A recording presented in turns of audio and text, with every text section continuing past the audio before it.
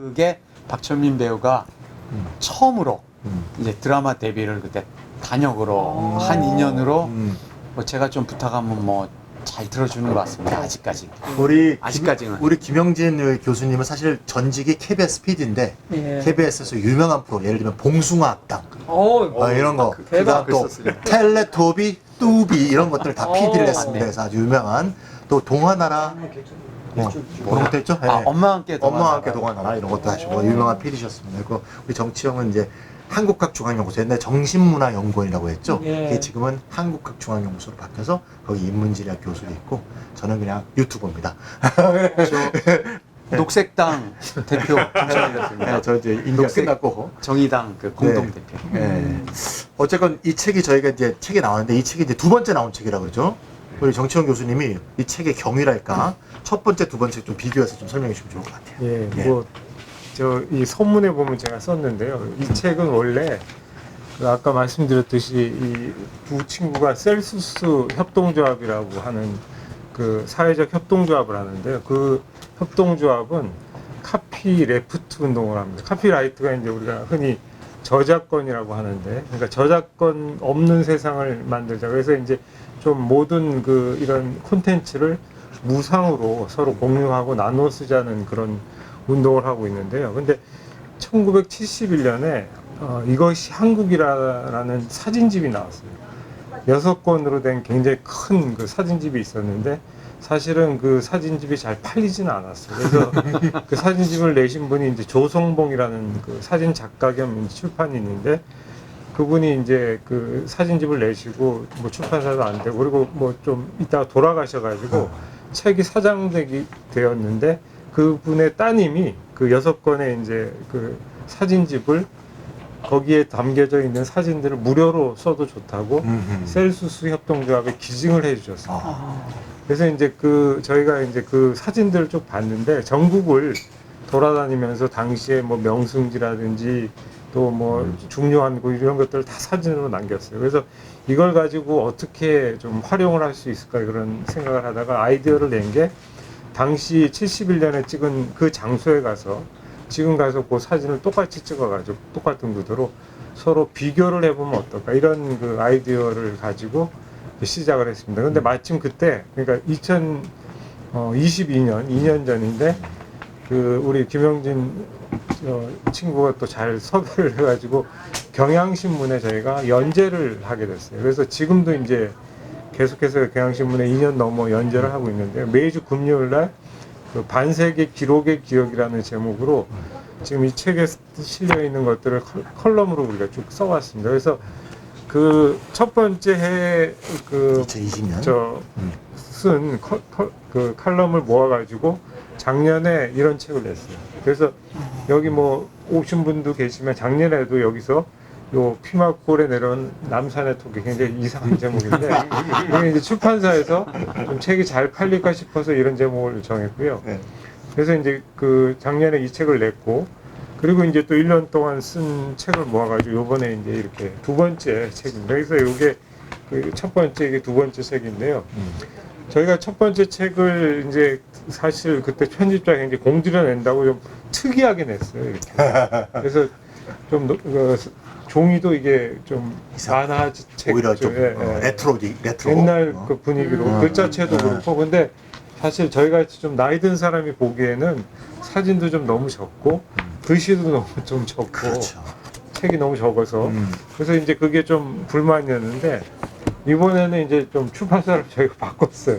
그래서 역시 또 김영진 저 친구가 잘 아는 후배가 경영하는 출판사에서 책을 내면서 작년하고 이제 달라진 점이 사진도 좀 크게 넣고 글씨도 좀 보기 좋게 이렇게 해가지고 두 번째 책을 내게 됐습니다. 예, 그래서 오늘 이렇게 저기 네. 북 콘서트를 하게 됐습니다. 예. 최고급 아마 스캐너를 쓴 것 같아요. 사진이 아주 선명합니다. 그리고 예. 한자도 선명하고 여러 가지가 아주 좋고 여기 우리가 저희가 또 금요일 경향신문 매주 보시면 끝에서 한 세 페이지 정도에 항상 글이 나옵니다. 그래서 반세기니까 1971년과 50년 지나면 2021년이니까 저희가 2021년에 이걸 기획을 했거든요. 50년 뒤에 가서 저희 조합원들이 가서 사진을 찍어 옵니다. 그래서 심지어 막 바위를 기어 올라가고 막 이렇게 찍어 오기도 하고요. 그래서 그런 걸 갖고 그걸 또 무상으로 함께 나누고요. 저희가 이제 무상으로 이제 저희가 이제 컨텐츠를 서로 공유한다는 얘기가 무슨 저작권을 완전히 부정하자는 건 아니고요. 저작권이 지금 70년까지 보장합니다. 뭘 하나 하면 그 70년간 권한의 보장이니까 손자의 심지어 증손자까지 먹고 사는. 근데 사실은 생각해보면 어떤 우리의 지적인 창작물도 인류의 유산인 건데 나의 노력이 30%라면 인류의 유산이 70%라고 볼 수도 있지 않습니까? 근데 이거를 갖고 대대손손 먹고 사는 거는 이건 좀 너무 과한 것 같다. 그런 의미에서 저작권과 함께 공유한다는 걸 좀 균형을 맞추는 세상을 위해서 우리는 반대편에서 힘을 좀 주기 위해서 카피레프트 운동한다. 이렇게 이해를 해주시면 되겠습니다. 저희 소개를 좀 했고요. 네, 오늘은 이제 딱 한 6개 정도 얘기하려는데요. 나머지 부분은 또 집에 가서 보시면 되겠고, 이 책 읽는 법은 어떻게 읽어보시냐면요. 읽고 나오면 맨 끝에 사람 이름이 나옵니다. 저희 셋이 보면 굉장히 스타일이 다릅니다. 벌써 말투도 다르고요. 배경도 다르고. 같은 점은 그냥 1학년 9반에 같이 있었다는 거 말고는 같은 점이 하나도 없습니다. 그래서 읽어보시고 누가 썼는가 맞추기 이런 거 사실 재밌습니다. 그래서 조금 보다 보면 대충 특색이 보입니다. 그래서 미리 보지 말고 아 이거는 정치형이야 딱 맞추면 쾌감이 있습니다. 그렇게 한번 보시면서 집에 계신 분들하고 같이 그렇게 해보면 재밌지 않을까 싶습니다. 어쨌건 그러면 진행해 보겠습니다. 그래서 먼저 요 순서로 해서 2개씩 6개를 한번 같이 다뤄보려고 합니다. 저는 먼저 제가 쓴 물 중에서 요걸 한번 다뤄보려고 합니다. 요 그림 보고 맞춰보실 수 있겠습니까? 어떤지? 가보신 적이 있을 텐데 옛날에 우리가 수학여행 많이 갔습니다. 경주? 아 경주입니다. 사실은 옛날에 신혼여행도 많이 갔어요. 경주. 온양온천 아니면 경주 아니었습니까? 그래서 제주도 갔다 오면 아니 제주도를 갔다 왔으니까 놀라고 막 그랬던 시절도 있는데 경주의 얘기 뭐죠? 석빙고. 아 석빙고입니다. 이 부산과 경남 사람들한테 석빙고라 그러면 저걸 아니고 먹는 거. 아이스크림. 그 아이스 깨끼. 네. 아이스 깨끼 그 석빙고라고. 단짠. 네. 달고 달고 짠맛이 납니다. 아이스 깨끼 지금도 팔더라고요. 그래서 부산 경남에서 아이스 깨끼가 석빙고입니다. 석빙고입니다. 왜 아이스 깨끼가 석빙고냐? 저기에 얼음을 저장하는 곳인 건 아시죠? 얼음을 저장하는 곳이고 서울에도 가면 말이죠. 서빙고역 그다음에 그런 데가 있습니다. 또 그다음에 동빙고, 팥빙수. 또 유명한 동빙고라는 팥빙수 집이 있습니다. 동빙고, 서빙고 이게 다 석빙고의 그 빙고를 말합니다. 그러니까 빙고니까 얼음을 저장하는 곳, 석빙고니까 돌로 만들어서 얼음을 저장한다. 그런 내용이 되겠습니다. 자 여기서 이제 또 질문. 석빙고는 언제 처음 만들어졌을까요? 어느 시대? 자 변한 마한 지난 삼국시대, 그다음에 통일신라시대, 고려시대, 그다음에 조선시대. 아마 거제 시대 정도? 언제 만들어졌을까요? 조선- 힌트를 드리겠습니다. 조선인가? 주로 어디 있냐면요. 경주, 현풍, 청동, 안녕, 안동, 창녕 등에서 발견되고 있습니다. 통일신라? 네, 통일신라. 예. 어. 지증왕 때부터 좀 만들었다는 그런 이제 사례가 나옵니다. 근데 우리가 저 경주에 가서 보이는 요 사진에 나오는 건요. 신라 때 만들어진 건 아니고 저 자료를 보니까 조선 영조 때 만들어진 거랍니다. 조선 영조 때 만들어진 게 남아 있다고 하고요. 또 겨울에 가서 얼음을 이렇게 채취를 해서 저기 여름 때까지 쓰려고 이제 했다고 합니다. 근데 아시다시피 저기 이제 석빙고가 많지 않지 않았습니까? 그러니까 얼음도 굉장히 아주 소량만 나올 테니까 사치품 중에 사치품이었겠죠. 그래서 이 얼음을 우리 같은 사람은 절대 먹을 수 없었고요. 그래서 당시 이제 조선시대 때 헌법에 해당하는 경국대전에 보면 이렇게 돼 있답니다. 왕의 종친, 문무당상관, 지금으로 하면 장차관입니다. 또는 70 넘은 퇴직 관료들이나 먹을 수 있다. 이렇게 돼 있답니다. 그러니까 아무나 먹는 게 아니고 차관 정도는 돼야 먹을 수 있었다. 이렇게 보시면 되겠어요. 그러니까 엄청난 사치품이었다. 우리는 지금 뭐 뚜뚜뚜뚜 막 빙수기 먹고 있지만 그렇게 됐다. 이고요. 실제로 구조를 위해서 제가 한번 사진을 한번 가져왔습니다. 이렇게 생겼답니다. 자, 앞에 지금 본 사진을 그려본 겁니다. 위로 환기구멍이 3개가 되어 있죠. 그래서 열은 위로 빠져나가게 되어 있고요. 그 다음에 경사면을 만들어서 얼음이 녹지 않겠습니까? 저희가 이제 우리 같은 냉장고가 아니고 천연 냉장고니까 녹은 물은 배수로로 빠져나가게 해서 더 녹지 않게 만들고 그다음에 항상 남향으로 해갖고 제일 온도 변화에 잘 적응할 수 있게 그 위에는 진흙하고 석회를 해갖고 태양열이 많이 오지 않게 이런 식으로 만든 천연 냉장고였다. 이렇게 알려져 있습니다. 굉장히 우리 조상들의 발명품 중에서 굉장히 자랑할 만한 발명품이 아닌가 싶고요. 특히 요새 뭐 얼마 전에도 신문 보셨겠지만 일본의 최근에 그 일본 앞에 바다를 수온을 쟀더니 19.2도가 발견됐는데 43년 만에 최고 온도랍니다. 지금 이제 기후 위기가 점점 심각해지는데 기후 위기를 막으려면 사실 우리가 에너지를 좀 덜 써야 됩니다. 에너지를 덜 쓰는 게 너 100 쓰던 거 50으로 줄여. 그러면 그거 어렵지 않습니까? 근데 사실은 건물이나 이런 데서 에너지가 굉장히 많이 빠져나갑니다. 그래서 사실 우리가 유리로만 되어 있는 건물, 이거 사실 에너지 잡아먹는 괴물이거든요. 겨울에는 춥고 여름에는 더워서 에너지를 많이 써야 됩니다. 그래서 그런 에너지를 적게 쓰도록 건물을 다 바꾸는데 국가 재정을 많이 써야 되지 않을까 싶고요. 이런 식으로 냉장고가 없이도 얼음을 보관할 수 있는 이런 것들이 우리가 조상의 지에서 많이 배워야 되지 않을까 그런 생각도 좀 듭니다. 질문이 좀 네. 저게 이제 얼음이 녹지 않으려면 상당히 깊이 내려가야 할 것 같아요. 깊이는 안 내려왔어요. 그럼 그냥 여기입니다. 이렇게 내려가서. 바로 밑에요? 바로 밑입니다. 이렇게 내려갑니다. 그래서 실제로는 조사 결과에 따르면 바깥의 온도는 16도 정도가 변화가 돼도 안에는 2도밖에 변화가 안 되죠. 저게 구성이 되어 있답니다. 그러니까 바깥의 열은 위에서 안 내려가고 안은 열이 보관이 되니까 보통 19.8도 정도로 유지가 된답니다. 그렇다고 하네요. 네. 안에 온도가 19.8도? 19.8도에서 온도 변화가 2도 그럼 정도밖에 얼음이 발생하지 녹지 않아요. 않나요? 얼음이 녹죠. 근데 큰 얼음이니까 녹으면서 물을 흘러나가고 남지 않습니까? 남은 것을 이제 문무당상들이 탁 넣어서 먹으면 어이구 시원하다 이렇게 먹었겠죠. 근데 그 얼음이 이제 여름까지는 못 갈 것 같아요. 여러 가지 못 가는 경우도 있었겠죠.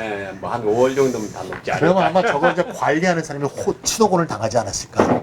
얼음을 내놔라 이렇게 하면 다 녹아버렸습니다. 그러면 안 되니까 아마 굉장히 관리를 열심히 하지 보통 않았을까. 동굴 같은 데 들어가면 여름에 들어가도 시원하잖아, 그죠? 네네네. 그 보통 몇 도 정도로 되면 시원? 우리가 한 뭐 만장굴 같은 데 굉장히 시원하더만. 10도 이하까지 안 내려가나요? 아니요, 그러면 너무 춥죠. 추운가요? 아마 10몇 도 정도 될 겁니다. 어떻게 인문지리 교수님 어떤 정도 될까요? 만장굴은 몇 도가 될까요? 그 정도 14호도 되죠. 14호 도 그리고 될 이제 겁니다. 이게 그냥 보관하는 게 아니고 다 싸가지고 이렇게 하니까 이렇게 여름까지 가죠. 근데 이제 그러기도 하고 제 생각에는 굉장한 양을 넣으면 그렇죠. 네. 서로 얼음끼리 있으면 또 덜 녹으니까. 굉장히 많은 양을 넣으면 네. 절반은 녹고 네. 절반은 먹고 그래서 이렇게 경사면을 만들어 놓은 것 같습니다. 물을 네. 흘러나가게 하기 위해서 이게 중요한 게 아니었을까 싶습니다. 네. 자, 그럼 이제 두 번째 얘기 제가 넘어가겠습니다. 두 번째 내용은 여기가 되겠습니다. 여기는 가보신 분들이 많지 않을 것 같은데 여기가 어딜까요? 남산 팔각정. 네, 이거 이제 짜고 틀리는 겁니다. 네. 팔각이 아닙니다. 일단 사각입니다. 저 뒤에가 뒤에가 팔각정. 남산 팔각정. 남산치고 너무 낮죠. 네. 남산 힌트는 드립니다. 저쪽에 어딘가 하면 지금의 마곡지구가 되겠습니다. 저 반대편, 강 반대편. 여기가 어딜까요? 마곡지구 방화동. 행주산성 맞습니다. 행주산성 틴트런트 역시 서점의 대표님이 맞추셨습니다. 행주산성의 행주대첩비가 되겠습니다. 이 정자 안에 뭐 비가 하나 보이죠? 행주대첩에서 우리가 승리한 걸 기념하는 행주대첩비가 되겠습니다. 행주대첩은 우리가 뭐 어릴 때부터 많이 배웠는데요. 조선군은 3,000명이었고요. 일본군은 3만 명이었습니다. 그래서 10대 1인데 3번인가 4번을 이겼습니다. 그래서 결국 일본이 여기를 점령 못하고 딴 곳으로 가는. 나중에 임진왜란을 이기지 못하고 일본이 돌아가서 임진왜란의 패전의 원인을 자기들이 논공행사하는 중에 패전 원인 3개 중에 하나가 이 행주대산성에서 패배한 거. 이게 큰 우리의 패배의 원인이다 할 정도로 굉장히 큰 대점이 됩니다. 가끔 여름엔 가거든요. 자전거 먹을 때 타고. 많죠. 네. 그리고 자전거 자전거 타고 와서 타시구나. 그 뒤에 밑에 보면 이제 그 음식 많잖아요. 많습니다. 예. 그 재미로 가고 있는데. 네. 그래서 제가 이제 못 알아챘다니까 좀 부끄럽습니다. 행주대첩의 장군 이름은 누구죠? 권율 그렇죠. 권율 장군이죠. 그러니까 권율 장군이 돌아가시고 나서 부하들이 이 장군님을 기려야겠다 그래서 돈을 모아서 요 대첩비를 만들었다고 합니다. 요거는 크기가 1.88m라고 합니다. 아주 작죠? 근데 실제로 행주산성 이제 자전거 타고 가보시면 엄청나게 큰 행주대첩비가 보입니다. 사람들이 그게 행주대첩비인 줄 알아요. 좀 비교를 한번 해보겠습니다. 요겁니다. 예. 저게 행주대첩비라고 돼 있고요. 이건 행주대첩비인지도 몰라요. 근데 사실은 요게 먼저 만들어서 초건비, 처음 만들었다 초건비. 저거는 재건비라고 부릅니다. 초건비, 네. 재건비요. 그럼 재건비는 언제 만들었냐? 1963년에 만들어졌습니다. 1963년에 우리나라의 통치자는 누구였을까요? 지배자라고 해도 되고 박정희요. 박정희. 네, 박정희 국가재건 최고회 의장이었습니다. 예, 대통령으로 민간 이양 되기 전에 그때 이른바 문화재 정화 사업이라고 말했어요. 그때는 이름 자체가 문화재 정화 사업이에요. 정화란 말을 들으면 우린 좀 무섭죠. 예, 삼청교육도 생각나고. 근데 그때는 정화란 말을 그냥 일상 썼습니다. 정화 사업을 하면서 저걸 만들었답니다. 저 행주 대첩비라는 글씨를 박정희 의장이 썼답니다. 한번 비교해 볼까요? 네, 박정희 의장이 쓴 거고요. 여기는 잘 안 보이죠. 조선시대 때 한 거니까. 저거는 추사 김정희가 썼답니다. 그러니까 우리가 저 휘황찬란한 저걸 보면서 멋있다 이러면 안 되고요. 사실 진정한 가치가 있는 거는 식별이 안 되는 저 왼쪽. 저게 진정한 가치를 갖고 있는.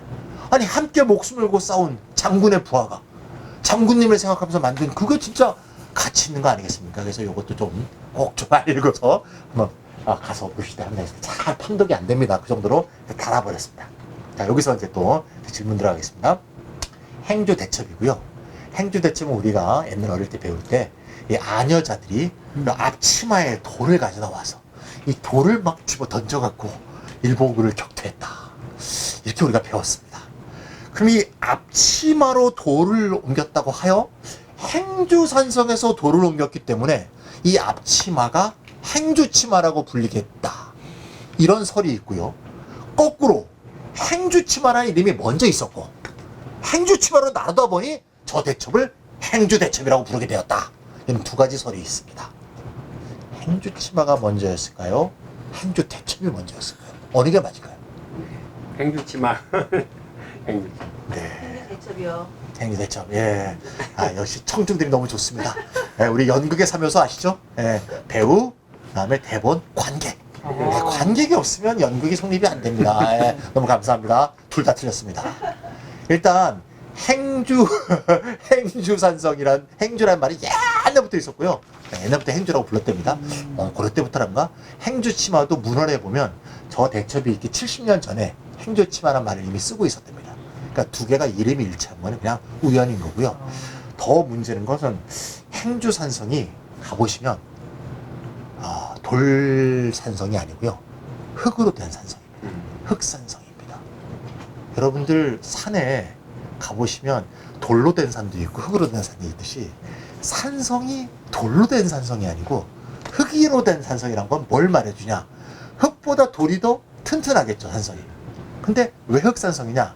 저 부분에는 돌이 별로 없습니다.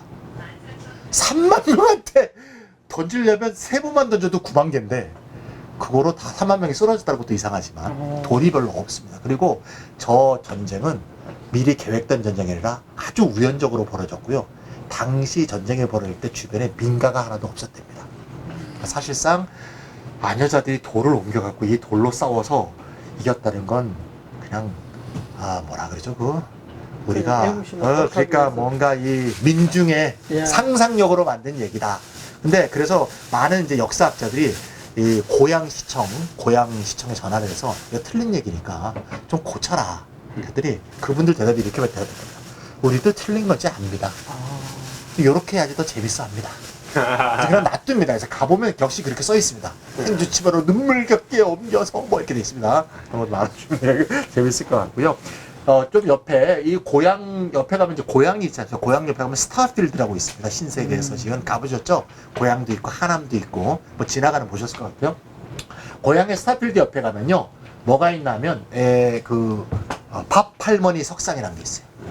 요 왼쪽에 있는 게 밥 할머니 석상입니다. 네. 밥 할머니 석상. 그래서 저 석상이 있는 공원도 있어요. 그래서 자전거 타고 가시다가 밥 할머니 공원에 가면 이걸 보시게 됩니다. 밥 할머니 공원? 밥 할머니 공원. 요 석상이 있는 곳을 공원으로 조성해놨어. 거기에 써 있는 걸 제가 한번 가져왔습니다. 같이 한번 읽어볼게요. 이 할머니는 북한산 봉우리를 볏짚으로 감싸 불량미를 쌓은 노젓가리처럼 위정하고 냇물에 석갈가루를 풀어 흘려보낸 후 왜군들에게 조선군도 주제에는 산더미 같은 불량미가 쌓였는데 이 뿌연물은 북한산에 추단한 수만 명 군사에 밥짓는 쌀더미다라고 숨겨 허기진 배를 석회물로 채우게 하여 복통설사를 일으켜 상해를 꺾어 퇴각시키는 지혜라 발휘하였다. 학교 다닐 때 이런 얘기를 했어요, 또 실제로. 앞치마보다 좀 더하죠. 참 우리나라 조선 민족은 참 노가리 민족 같습니다. 노가리 민족. 이게 저는 참 의문스러운 게 이걸 어떻게 일본 군사한테 설득했을까? 할머니가 1호를 잘한 것 같다. 이런 의문이 들어요. 또 아니면 1호 통역사를 찾아갖고 당신이 통역이냐 그러면서 통역을 해달라고 한 건지 저걸 속어서 저걸 3만 명이 먹어서 도망갔다는 것도 이상한 얘기죠. 근데 저렇게 돼 있는 공원이 조성돼 있다는 이 분이 거기에서 보면 이분이 어떻게 돼 있냐면 여자들에게 앞치마에 돌을 주어 나르게 해서 군인들이 그걸 던져서 대승을 거두었다고 써 있습니다. 그래서 이 밥할머니 석상이 이 밥할머니가 바로 앞치마로 돌을 만들게 하는 의병장으로 지금 격상돼 있는 그런 민중의 어떤 스토리가 전개돼 있다. 그래서 우리가 알고 잘 모르는 그런 역사 중에서 사실 이렇게 만들어진 역사들이 많은데 더 재미있게 볼 수도 있고 그럼 도대체 저 석상은 뭐냐? 그래서 제가 한번 조사를 해봤어요. 오른쪽 손을 이렇게 들고 있죠. 그래서 봤더니 많은 부처상에 오른쪽 손을 이렇게 들고 있답니다. 이게 불상을 보면 불상들이 요렇게 하기도 하고 요렇게 하기도 하고 요렇게 하기도 하는데 이 불상의 손 모양에 따라 다 의미가 있대요. 오른손 손을 이렇게 들은 것은 시무외인이라고 부르는데 근심을 떨쳐라, 걱정을 하지 말아라 이런 뜻을 갖고 있는 부처의 손 모습 중에 하나입니다. 그러니까 좀 이해 가시죠? 뭐 이렇게 쓰이는 어떤 석상이 있었을 텐데 구르다 목이 날아갔고요. 오랜 세월 지다 보니까 마모가 돼갖고 돌아다니는 걸 세우다 보니까 이게 이제 앞치마 설화하고 연결이 돼서 저분이 밥을 갖고 해서 이게 앞치마로 돌을 나르게 하여 그렇게 해서 이긴 거야. 그러니까 이 스토리가 연결이 된 겁니다. 그래서 이제는 공원까지 조성을 해서 고향에서 관광객을 많이 모으고 있다. 그러니까 절대 그 스토리를 바꾸고 싶겠어요? 아니 권율이 와갖고 3,000명이 이겼다 재미없잖아요. 한 가지만 더 말씀드리면 권율은 경기도 장군이 아니라 전라도 장군입니다. 전라도를 지키는 장군을 일본군을 막게 하기 위해서 끌고 와서 승병과 함께 거기를 막아서 대성을 거두었다라는 우리 훌륭한 권율 장군도 기억하는 다는 의미에서 한번 다뤄봤습니다. 제 얘기는 여기로 마치도록 하고 세 번째 얘기로 우리 정치영 교수님 얘기로 넘어가도록 하겠습니다. 네. 지금 모습입니다. 아니 상점 백회죠? 저희 마곡지구.